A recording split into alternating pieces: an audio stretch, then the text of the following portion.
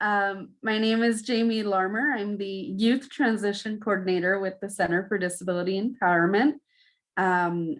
If you do not know about CDE, we are a non-residential 501c3 that supports all people of all ages with any disability.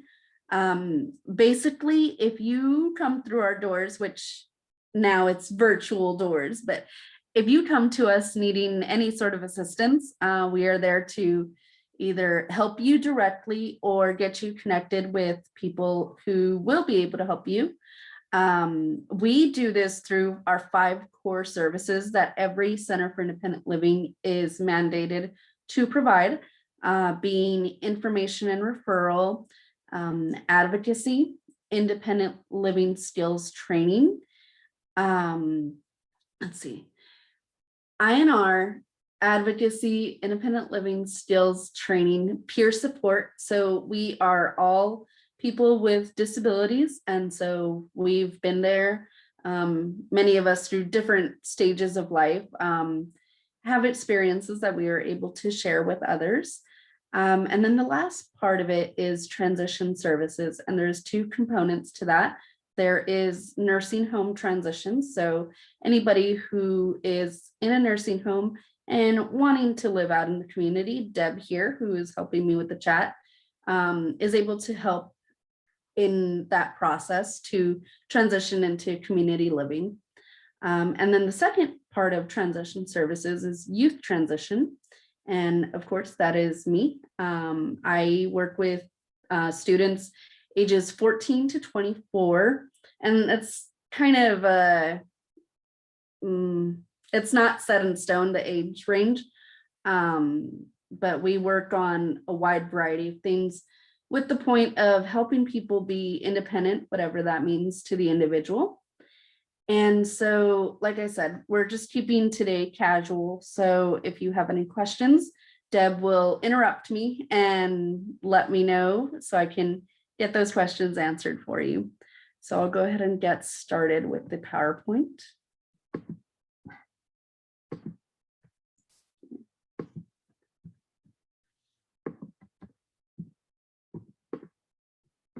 Alrighty. So I will go ahead and close these controls here. Oops.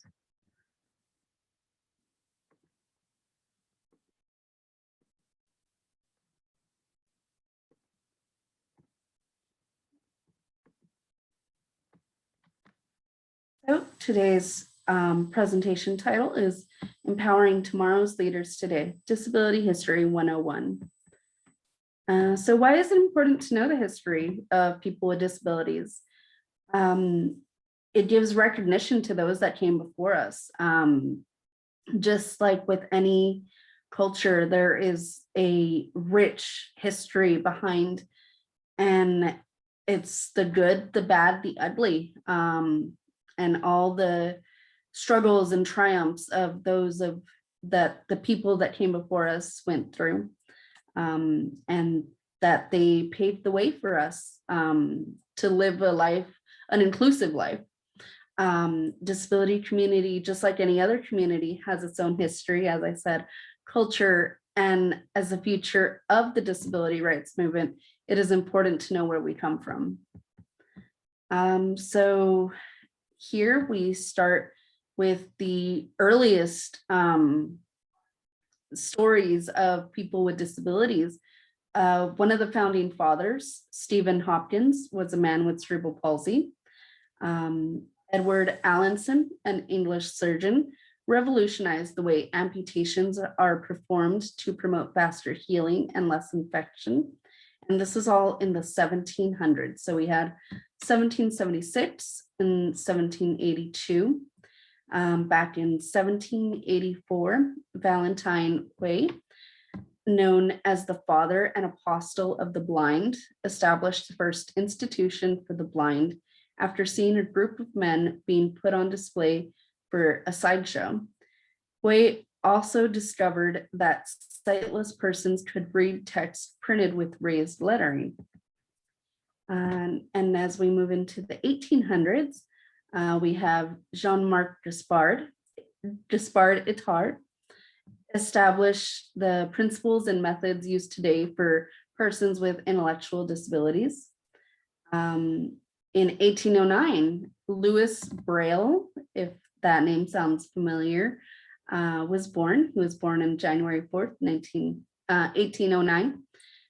He is the creator of Universal Code for People with Visual Impairments, or Braille, as we know it now. In 1815, Thomas H. Gallaudet leaves the US for Europe to learn how to teach the deaf. He was the founder of the first school for the deaf.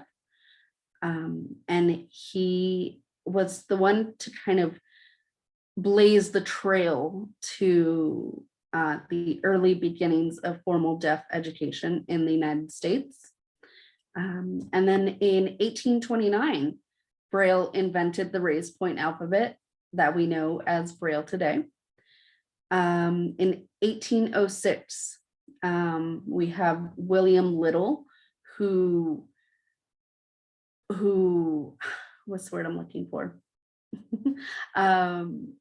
Who I guess invented, for lack of a better word, cerebral palsy. Back then, it was known as Little's disease, now known as spastic diplegia, one of four different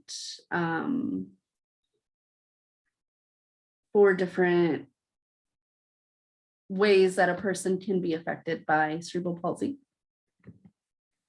So what are some of the struggles for people with disabilities as we're going through time, whether it's back in the 1700s or now? Institutionalization, discrimination, and lack of access to services. And here we have a picture of ADAPT group. Forgive me, I cannot remember the full acronym for ADAPT, but they are a grassroots organization that started as a group that advocated for equal access, specifically for transportation. And they have grown into a national organization with chapters all over the US that advocate for people with disabilities. They will go to the Capitol and storm the Capitol, just kidding. But they will fight for people's rights in by any means necessary. I know several people in ADAPT who have chained themselves to buses, who have thrown themselves out of their wheelchairs in front of buses, stopped buses, of course, but nonetheless, still terrifying. They advocate, I think the most recent one, they held a sit-in for Medicaid matters. And they were outside of the Capitol for, gosh, many days as a show of what they were willing to do to get what they needed and the services that they demanded and the rights and to be seen as equals. So now we move into the early 1900s.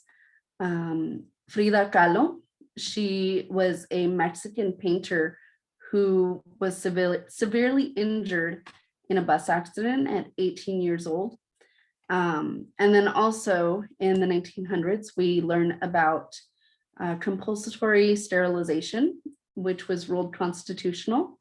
And we have the exact term being eugenic sterilization, which is sterilization of a person who is either mentally ill or mentally defective and will either severely handicap any future offspring through heredity or is unable to properly care for a child.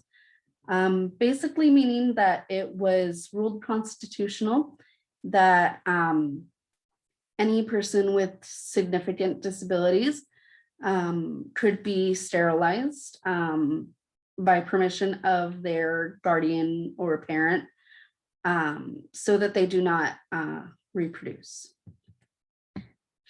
And then we go into the independent living movement and how that got started.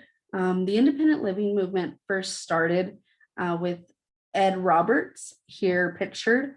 He is known as the father of the independent living movement. He was a person who advocated his entire life for equal access, but most notable, when he was going to college at UC Berkeley, he was accepted to college, and he wanted to live as any other college student in the dorms. And the school would not let him. They said he had too many needs and they just could not accommodate him. And he fought to be seen as an equal. And they had a building that was, what's the word I'm looking for? It was a medical facility not being used, and he turned it into a dorm for people with disabilities. And it gave them the security of having access to services while also having the freedom of any typical college student. And from there, they grew the first Center for Independent Living back in 1972. So then we start going into some of the laws that were created because of all this trailblazing.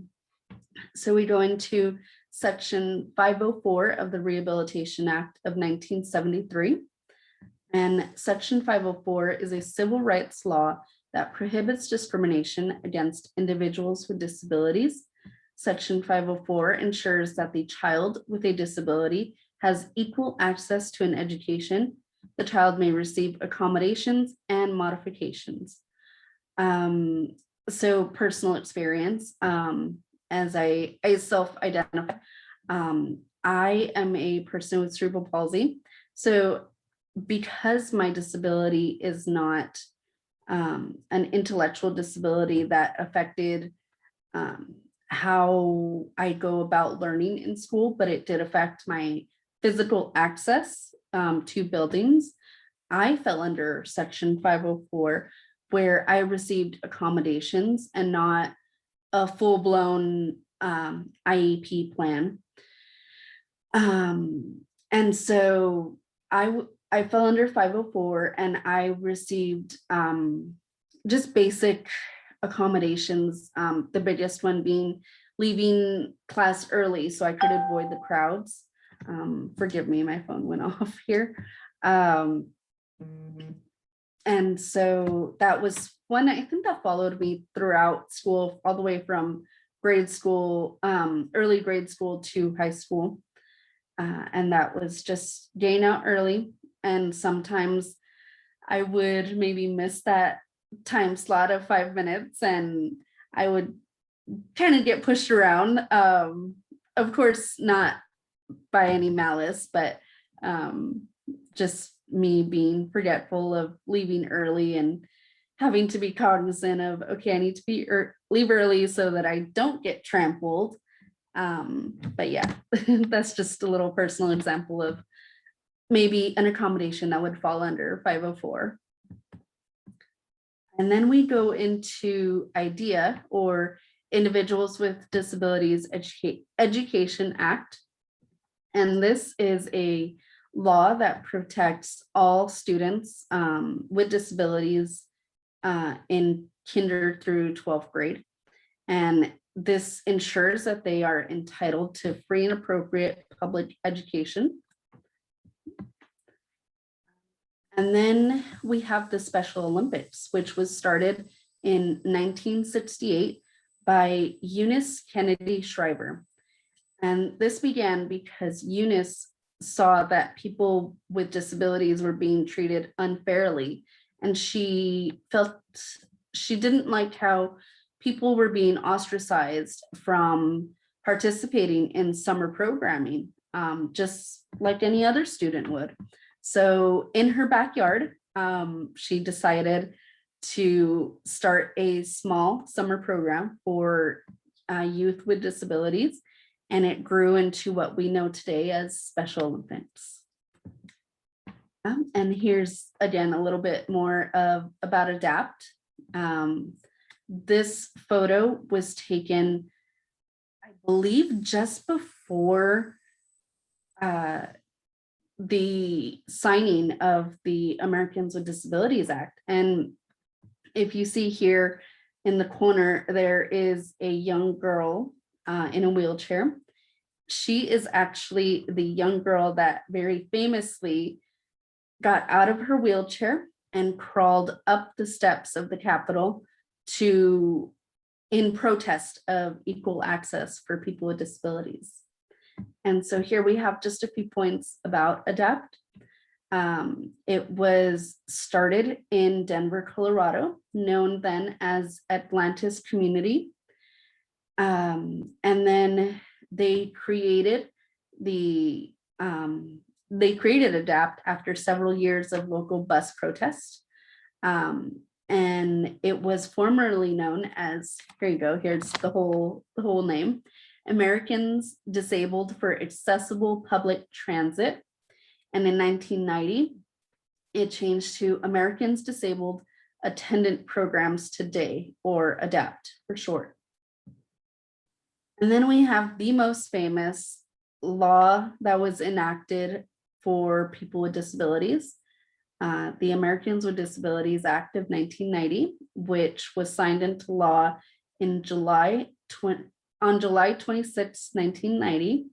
And this revolutionized the disability rights movement. It covered all aspects of life. Here we have the different titles of the ADA, which are Title I, Employment, Title II, Public Services, State and Local Government, Title III, Public Accommodations and Services Offered by Private Entities, Title IV, Telecommunications, and Title V covers miscellaneous provisions, and under the specific one, they have transportation. And then this is the Youth Leadership Forum. This organization is one for high school students with disabilities. And the whole point of the Youth Leadership Forum is to empower students to be leaders in their community. The first one started in 1992 in California. And from there, it just grew into a national organization with, again, chapters all over the United States. I believe the first one in Ohio started in 1999 and has continued up until 2019.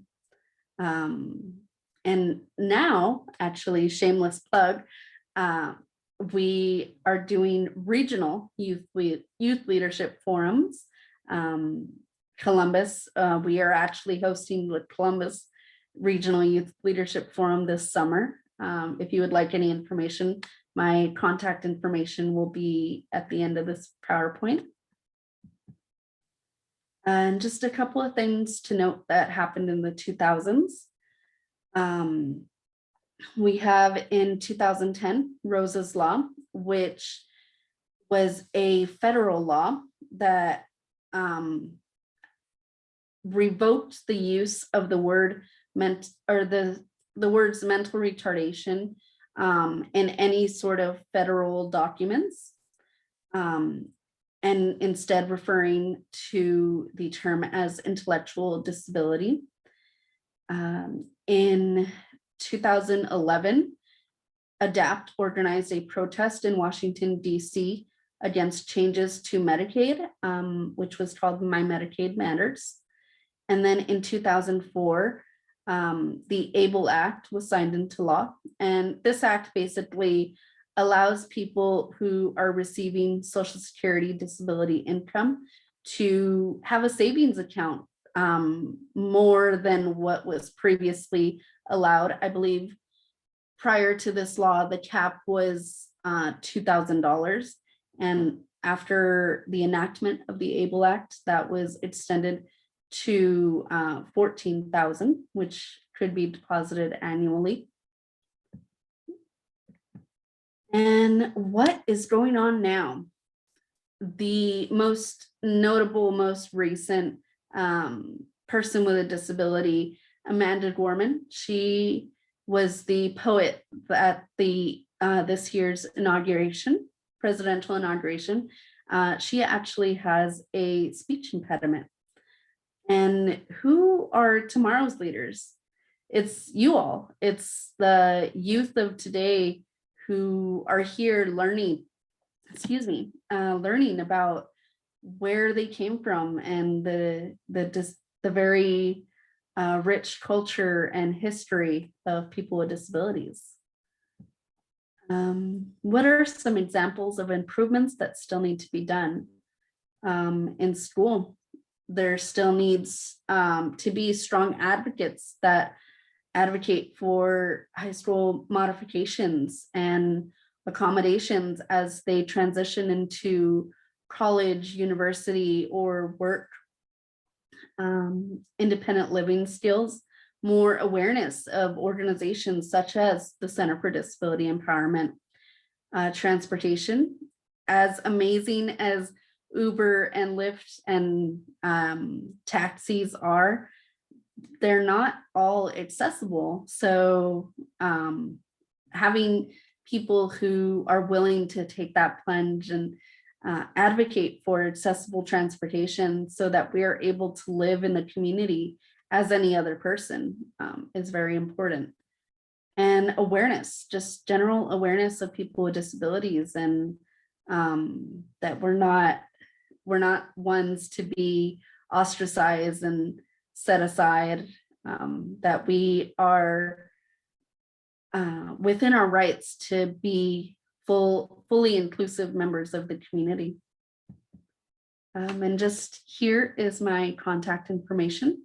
Again, my name is Jamie Larmer, and I work for the Center for Disability Empowerment. And I have here the address, 510 East North Broadway. Our phone number is 614-575-8055. And forgive me, I did not put my email address on here, but it is J Larmer, that's spelled LAHRMER, at disabilityempowerment.net.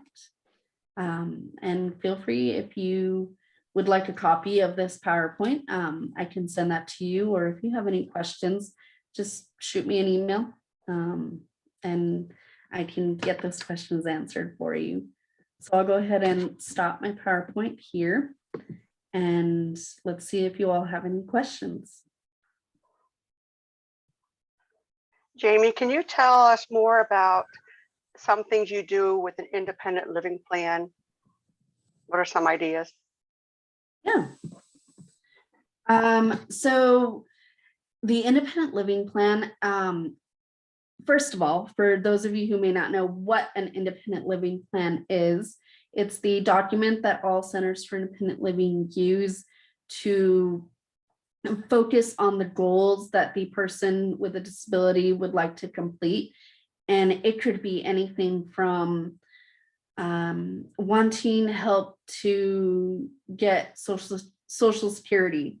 It could be wanting to look for housing, but it could also be daily living skills. So learning how to cook simple meals, learning how to manage your finances, learning how to take public transportation, how to apply for, let's say, Coda Mainstream. Those are all different things that are covered under the independent living plan. Basically, whatever your goal is, our job is to find a way to help you complete that goal. Does that answer your question? Yes. Would it be okay if I talked about charting the life course? Yeah. Go ahead. Maybe I'll come on screen. Okay. All right, so am I on screen now? As if you, hi everybody, my name is Deb Peterman and I'm a co-worker with Jamie. We partners in crime. But she and I work a lot on the Ohio Family Network, which is a grant from DODD. And so part of that grant is charting the life course. And I don't know who is on here. Maybe in the chat, you can tell us if you're a parent, a student, a professional. Just let us know who you are in attendance. Just write that in the chat. The charting the life course is a person-centered plan, which is what we've been doing all along with independent living skills. But it's just a wonderful way, a much better way to help a student have input in their life, in their goals, that type of thing. And so I'm currently being trained as an ambassador, and hopefully we will just improve our independent living skills and the goals. It's a program, it's called Charting the Life Course. You can go to www.lifecourse or Life Course Tools and then look at it. I'll tell you honestly, the website can be overwhelming, but this is a great tool for one would be for your student or your child to just have conversation with you and what their goals are in life. And you can never start too early. Age 14 is the age here in Ohio for transition skills to start happening. I think it's a much better tool that you can use on your home at home. It's personal. I mean, you can even include it in an IEP meeting. I know that's a favorite thing for a lot of parents. But there are tools coming out there that empower the person with the disability to reach and to give their idea of what a good life is. So thank you for answering that. So I just wanted to share that about the Charting the Life course. Jamie, if you wouldn't mind, who do we find out who's on here? Let's see. So Here, I'll check. Yeah, Carla said that she is a parent and a professional. So Carla, if you have any questions at all, I'm an open book. Deb's an open book. Let's see. Yeah. So I have here, Carla says, forgive me, I'm not from Ohio, so if I mispronounce Cuyahoga, thank you. Cuyahoga area. Yes, I put on the chat earlier the Ohio Skills line. If you website, if you go there, there's actually a map that'll show you where the Independent Living Center is closest to you. And if you have trouble getting that, contact Jamie and she'll send you that link or help you with that. Because of COVID, everything's Zoom here. The counties are, kind of connecting all over the place. But we do serve Columbus, Franklin, Delaware, Union, and Licking County. And actually, I looked them up because the website for you to find the Center for Independent Living closest to you is ilru.org. And there is 2 different ones that are in Cuyahoga. There is LEAP, Linking Employment Abilities and Potential. And then there's also Services for Independent Living. And both of those serve that county. I'm looking here. LEAP does serve both Cuyahoga and Lorain.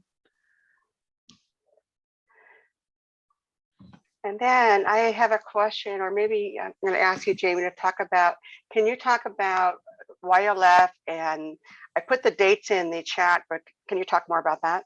Yeah. Yeah, no problem, Carla. So YLF Youth Leadership Forum is geared, like I said, towards high school age students with disabilities, any disability. And I think for our regional one, we do have a stipulation that they have to be in 11th or 12th grade. And the topics covered during the forum are advocacy, independent living skills, resources for post-secondary education, whether that's college, university, or a trade school. We'll have speakers for each of those areas. And the whole point is to empower students to be leaders and get them excited and really thinking of what are my goals after high school and how can I complete them? And we do this with a form that's similar to our independent living plan, but it's called a personal leadership plan. You know what? Let's see, Carla, yes, I'm seeing that. Deb, when you are putting stuff in the chat, it's going just to panelists. So if you can make sure you're putting stuff for panelists and attendees. I'm so sorry about that. Thank you. I will take care of that now. And so, yeah, we actually have applications open right now. So if you or someone you know who falls within that age range of 11th or 12th grade, they also have to be connected to OOD, whether that's currently you have an OOD counselor or at the very least an open application with them. You can go ahead and send in an application for the Youth Leadership Forum. As Deb put in the chat, the dates are June 14th through 18th, and it will be all virtual, and it will be all day from 10 a.m. to 3 p.m. And if you'd like any more information or if you'd like the application, you can email me, or the application can be found on our youth website, which is empoweryouthOhio.org. Do we have any other questions? I think it would be really cool if you can share about the millennial event we're going to have on March 26th. Yeah. So our next event that we will be having, a next webinar, is actually going to be with a few friends of mine, and I will go ahead and get the flyer pulled up so I can show you all. We are going to be hosting a panel discussion with, I believe it's a total of 6 women who are all millennials. We are all young professionals with disabilities. And as in true millennial form, it feels weird calling myself a professional, but I'm having to accept that I am. And we're just going to be talking about life and the lessons we've learned along the way, the good, the bad, the ugly, as it applies to independent living, dating, relationships. I think we're kind of just going to let the conversation go where it goes. Deb, what do you think? I think that's true. I think parents want to hear some things that how they can improve their relationships with their children, and also what to be talking about, kind of what to prepare for. So anyone can join this. It is on March 26th, 8 to 10 p.m. And if you need that link, we can send it to you with an email that will be following this program. But I'm excited about it because I know these women, and they're pretty amazing women, and they're a lot of fun too. So it's not gonna be all serious, and it won't be humdrum, that's for sure. But we have it at a later time on a Friday night, 8 to 10, for a reason. Just it's not really for young kids to watch, but to be thinking about the future goals for your child and maybe what they'd be interested in, and just to empower you as a parent, a caregiver, as well as a student. And I know this is a fair statement. They're all very good friends of mine. So this is a fair statement for me to make. They are all as open book as I am. So no holds barred. All questions are on the table. So it should be fun. Mhm. Are any of the do any of the parents that are on have concerns for that transition age? Do you feel equipped? Whatever kind of questions that maybe we can answer or find answers for you. We also have a Facebook page, and it's called Central Ohio Family Network. And you can look up the different events that we'll be having from this point on. We also have a YouTube channel at the Center for Disability Empowerment, which has videos of previous conversations Webinars that we had. Thank you. We're having a hard time tonight remembering stuff, aren't we? But it's late. Everything is disability related, and some of it is emergency preparedness, youth focused, family focused. Everything we've done in COVID time, any webinar we've done is going on that YouTube channel.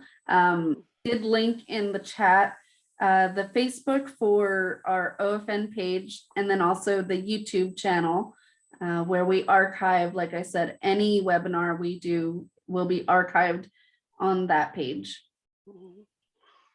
And I'm currently working on a youth webinar for charting the life course, and we are going to be focusing on ages 14 because that's the typical beginning age. So that's going to be announced. It probably will be in April.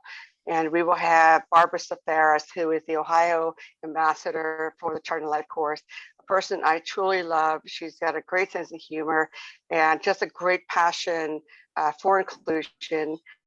She's also a sibling like myself, and we've hit some of the hard knocks of life, and but we want to pay it back so that others can learn from our mistakes, our parents' mistakes, but we're all in this together. Can you open up the for people to talk naturally? Jamie, I don't know if you can do that. I can. Let's see. I think so. It's letting me allow Carla, but it's not letting me allow Jarita. It's saying allow to talk is not available because Jarita Fox is using an older version of Zoom. Oh man, Dorita. You can join a lot of us. Before COVID, we were all behind in a lot of things. Yes, COVID has caused a learning process. So feel free to ask us anything we've talked about, whether it's the formal PowerPoint or us here, Deb and I, talking about our upcoming stuff. Feel free to ask us any questions. What I'm going to do is I'm going to put both of our emails in the chat. So if maybe something within the next few days comes up, feel free to email us. I wanted to tell a story about the ADAPT group. I can't remember, maybe it was 2 years ago in Senator Rob Portman's office. ADAPT came, and our executive director and myself actually participated in it. People had blocked the lobby. They stayed in the elevator because they wanted to have a time to talk to Senator Portman. It was a pretty radical thing, and there are people that travel with ADAPT throughout the country to do these kind of protests, and it was quite interesting. It was very loud and radical, but I think the most disturbing thing, I had left, I noticed things were getting just a little tense. And as I was walking out, all of a sudden I see all these police cars doing U-turns and, you know, heading that way. And the very unfortunate thing is the police really mishandled people. There are people who depend on their power chair. They have their med bags attached to their wheelchairs, and they actually picked up the people and left the wheelchairs on that site. So there were many people who were taken in. I can't even express the horror when we learned those things. But hopefully the Columbus Police Department has learned some things, what not to do in the future. It takes advocacy to just actually speak out on behalf of someone who can't. But I will tell you, I was very impressed with these advocates giving their lives for the betterment of the general public. It's a very interesting time. You know, I have a personal story that I don't share too often, just because I don't have a whole lot of experience with getting out there and being vocal like that. But I do have one instance of advocacy that I am really proud of to this day. It was when I was still living in Texas, and we had the opportunity to go to a conference in the state, at the state capitol. And we had an opportunity to go to the Capitol building and witness a legislative hearing going on for a bill.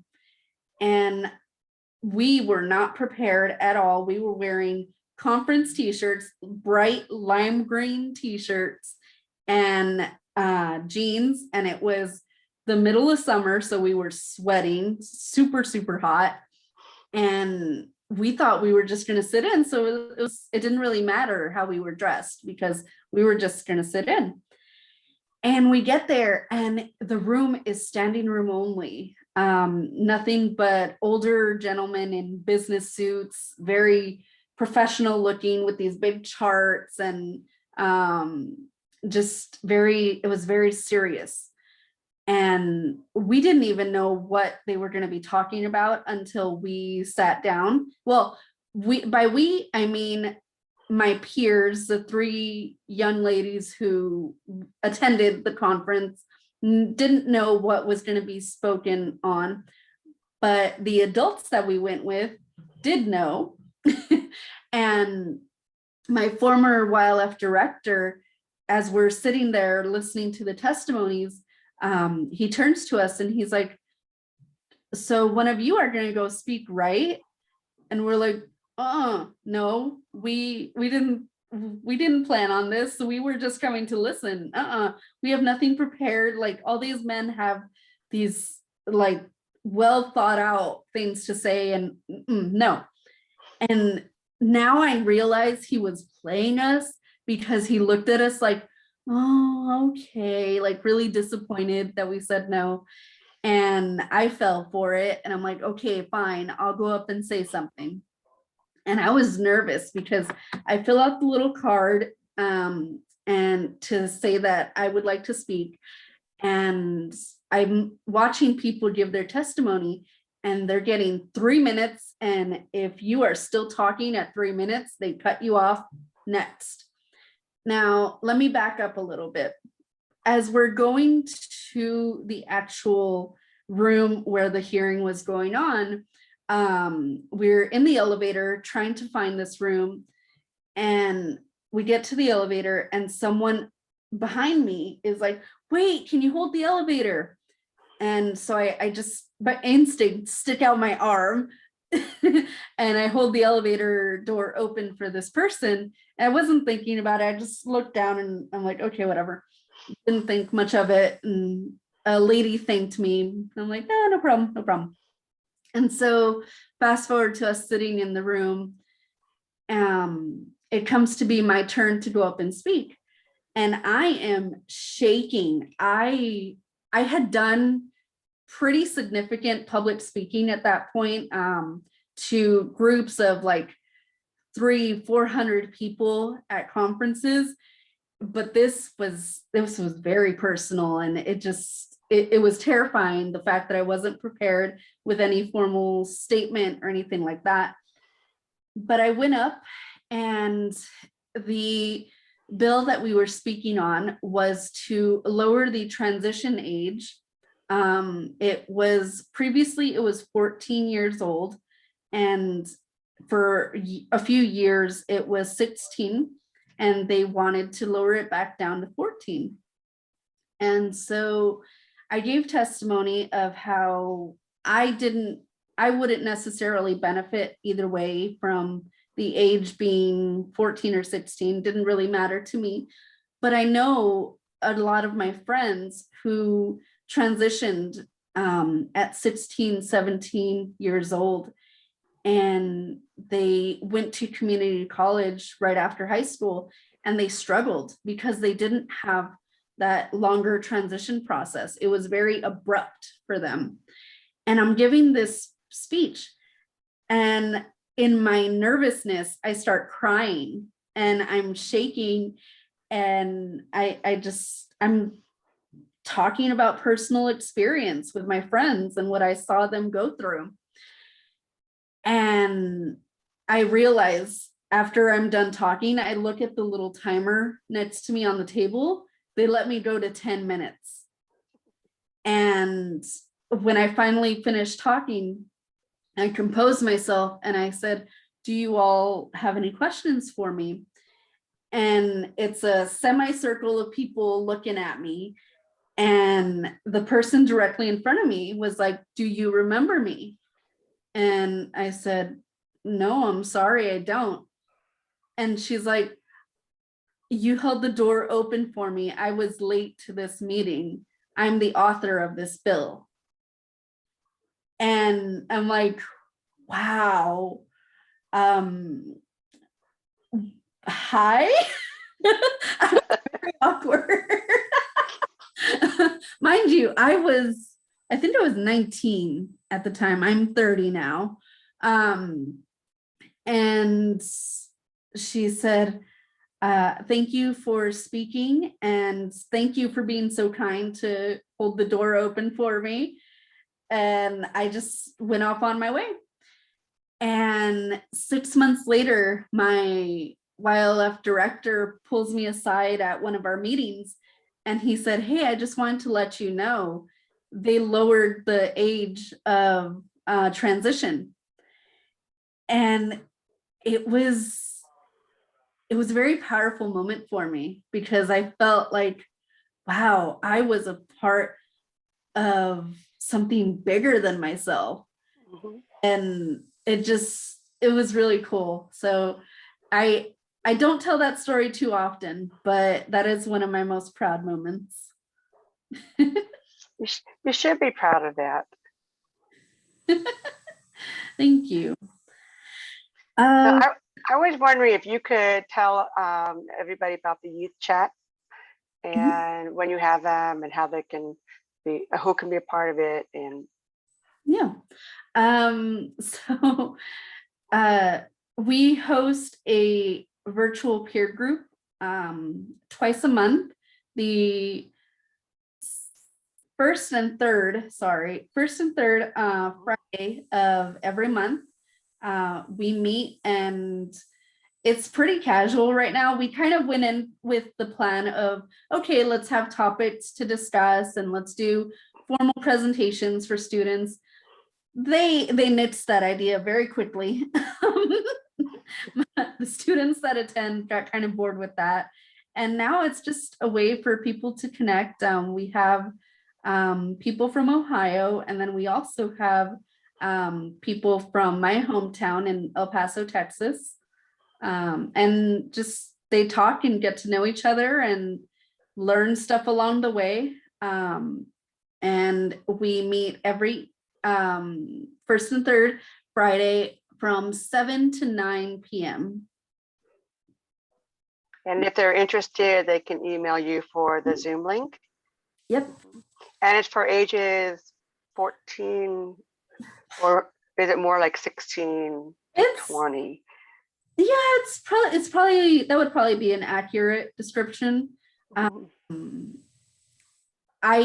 We started it out by saying, okay, the age range that I cover at the Center for Independent Living, that will be the age range for the youth group, but pretty much everybody in the group right now is 17 and older. Let's see here. Carla says, I appreciate your time this evening, ladies. I will definitely be following your Facebook for more updates from your organization. Needs to sign off. Okay. Thanks for joining us. Yes, thank you for joining us. And again, if you have any questions, I'm here, whether it's related to this or not. I'm an open book. I think I've talked everybody's ear off enough. Do we want to sign off a little bit early? Yeah. Okay. Have a good evening. Thanks for joining us. Thank you for joining us. Bye-bye. Bye.